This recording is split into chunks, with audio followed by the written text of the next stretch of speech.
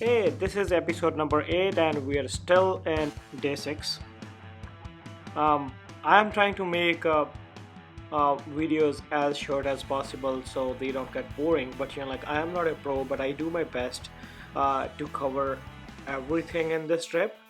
I guess if I try to cut too much, then that will not be justice with all the beauty and landscape and the adventure of this trip.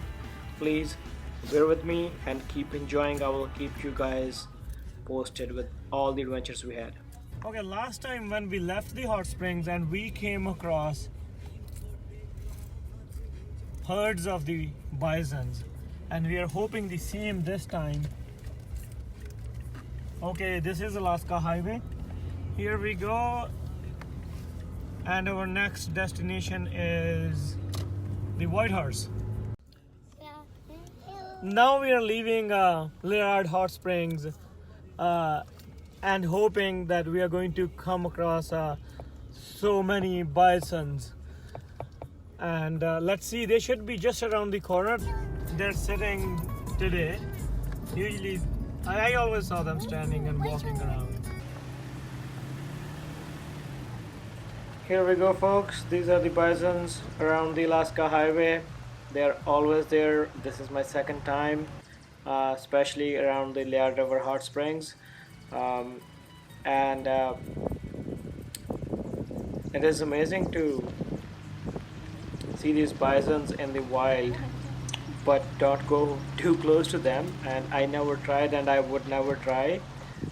I can just imagine, like, if they mess with you, then who is the winner? We have a clear idea. Nothing will work when there is bison on the other end.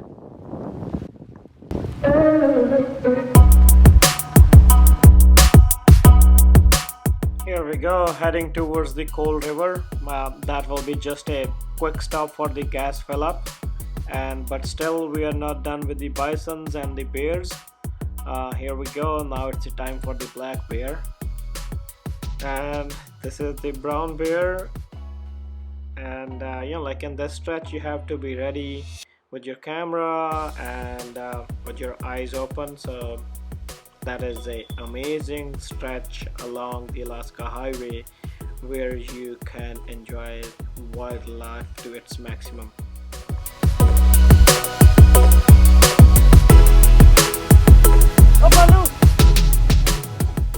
This is Welcome to the Yukon sign right behind me, and it's worth stopping and a good picture taking landmark for sure. Like if you're traveling to the north, then this is a very good landmark to take a picture with.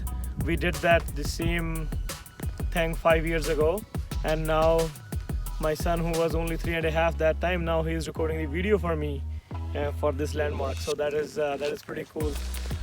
Now we are heading towards the White Horse, so we'll keep you guys posted, and follow us and subscribe us on our channel, that is Backcountry Quest at YouTube. Bye.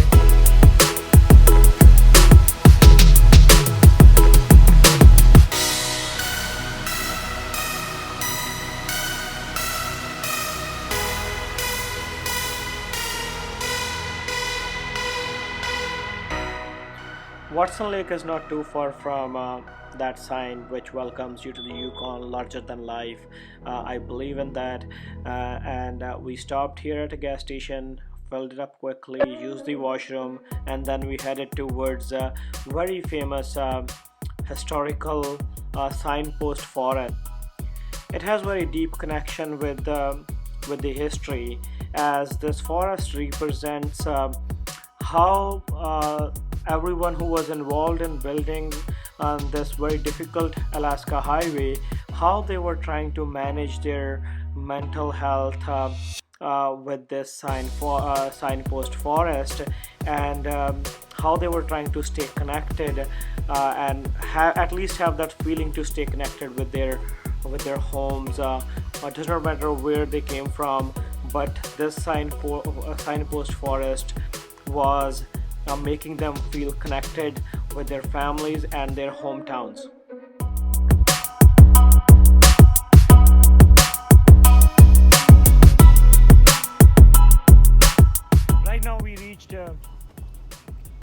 Watson City, which is the gateway to the Yukon, and right here is the signpost forest. That is a very interesting forest which has poles filled with the license plates and different kind of signage. That's very interesting. It has thousands of the signs posted on those poles. Let's have a look.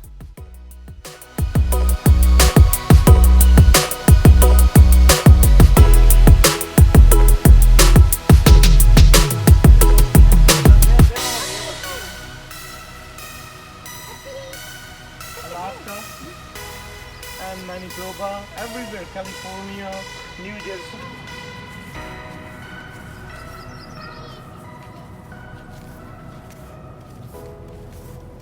Yeah, Ontario.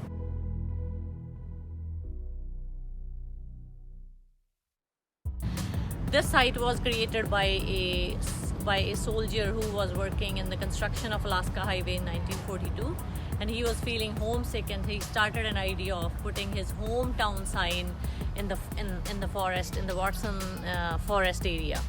But afterwards, this idea got momentum from all over the world, and other people joined him putting their hometown signs in this forest. So it's a universal and historic site which emphasizes the journey of the traveler and their relationship of their journey and their hometown.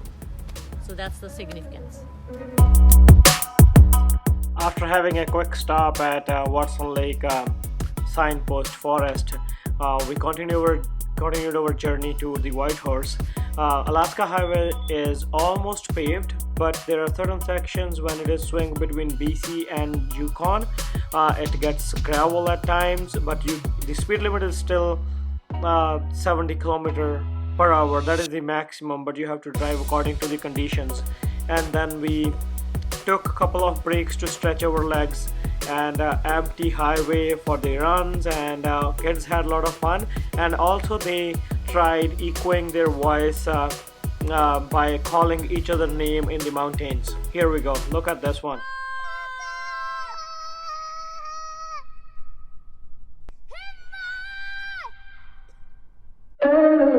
If you need some inspiration to travel Alaska Highway, look at this bicyclist. There are bears around and the bisons around, but he is determined to bike along it. We're just outside the Thessalene village up on the mountain, heading north. The bridge which is right down there on the lake, that is the Thessalene Lake at its narrowest point, but this is the longest bridge along the Alaska Highway, which connects the Alaska Highway to the north, and that Thessalene village is right across this bridge. When I came here 5 years ago, this sign was wasn't very good shape. Welcome to village of Thessalene. But now I guess some people have been putting stickers up on these beautiful signs, and like, this is so sad. And I noticed the same thing for the Alaska Highway 0 mile sign as well. But this is a beautiful view. Now the time is almost 8:45 at night, but you can see the sun is still up there.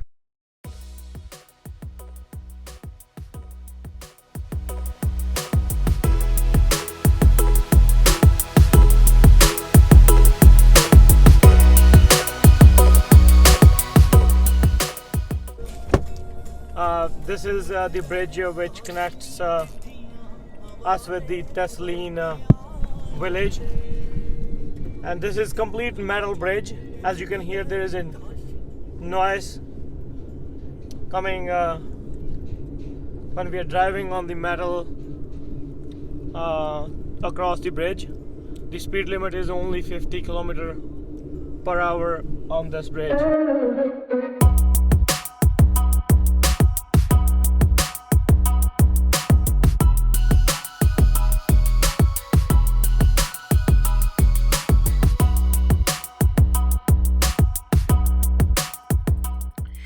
You have to believe that this is a wild country. You can come across wildlife anywhere at any time. Yeah, so that's why it is worth traveling the Alaska Highway, and like even it's more worth going all the way up to the Arctic Ocean.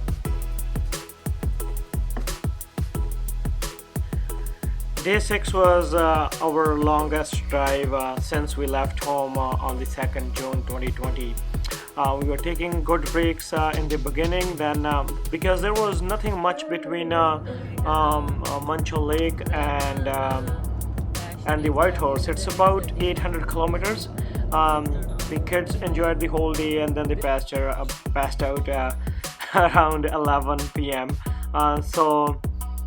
Then we reached Whitehorse almost midnight. If you look at the clock on this video, that is 1 hour behind. Um, and We decided to stay in Walmart parking lot because it's almost midnight. So I never wanted to back up and set up all my trailer in the RV site. So we will just go park, and then we will move to the RV site in the morning because we have to clean up, laundry, vacuuming, and resetting and restocking our groceries for the next leg of our journey, which includes Dawson City, then all the way to the Arctic Ocean. Episode number 9, Yukon Wildlife Preserve. Most amazing place to visit if you're in Whitehorse. Stay tuned, we will show you all the details about this preserve. Please do subscribe and do follow us all the way to the Arctic Ocean, and please do not forget to leave your comments below this video. Your comments, feedback, or any suggestions or any questions. I will respond to every single one. Thank you so much. Stay tuned for episode number 9.